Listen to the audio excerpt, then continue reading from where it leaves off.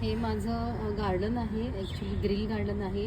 ही छोटीशी बाल्कनी आहे आणि त्याच्यामध्ये पहा, या महिन्यामध्ये मी जी काही फळं खाल्ली आहेत, आपल्याला हे संवर्धन करायचं आहे. पर्यावरण दिन साजरा करण्यापेक्षा तुम्ही घरामध्ये जी फळं खाता, आता ही पपई आहे, पपईच्या बिया आहेत, हे आंबे खाल्लेले, याच्यामध्ये आंब्याच्या कोयासुद्धा आहेत आणि जांभळाच्या सुद्धा बिया आहेत. पहा तुम्ही,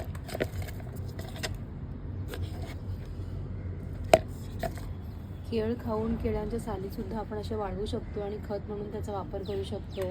आणि हे ऑरेंजेस खाल्लेले आहेत पहा मी, याच्यामध्ये केवढे सारे आहेत पहा. आणि ह्याच्यामध्ये आपण लिंबू जे पिळतो ते सुद्धा मी टाकलेलं आहे. ह्याचा पण खत म्हणून वापर आपण करू शकतो पहा.